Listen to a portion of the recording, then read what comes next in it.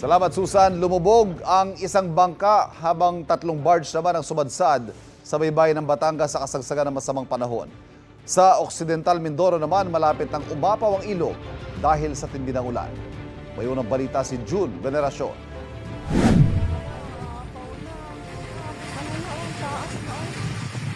Ramdam ang kaba ng isang motorista nang dumaan sa Pagbahan River sa Mamburao, Occidental Mindoro.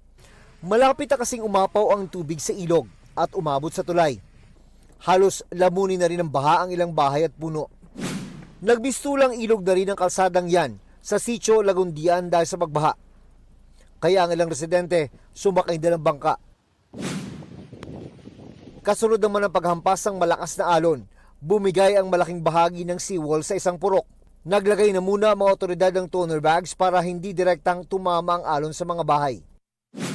Lubog din sa baha ang ilang bahagi ng bayan ng Sablayan, kaya nahirapang dubaan ng mga motorista. Halos malubog naman ang ilang pananim sa Abra de Ilog. Ibigay mo yung mga sako, dali, doon muna. Kaya ang ilang magsasaka, pilit na isinalba ang kanilang mga tanim.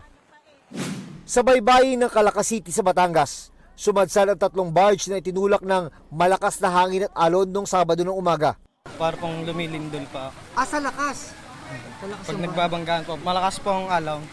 Sabi ng Philippine Coast Guard, posibleng napatid sa pagkakatali ang mga barge na dumaong sa bayan ng Balayan at napadpad sa Calaca.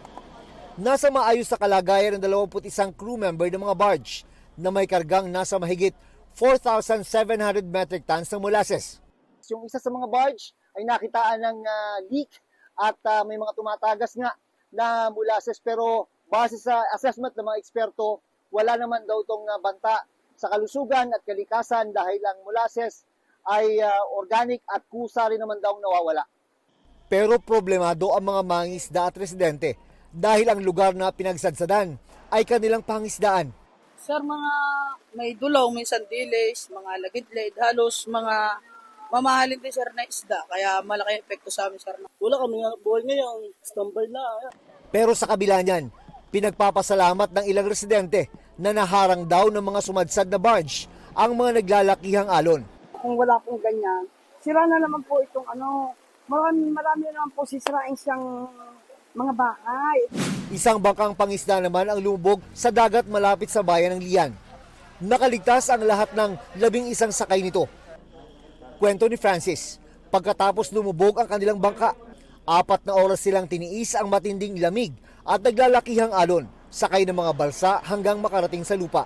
Naisip ko, ako baka ito na yung huli. Oo, siyempre. Kasama na yung kaba eh. Kasi hindi namin pero pasalamat na lang kami talaga yung patpat namin. Patabi.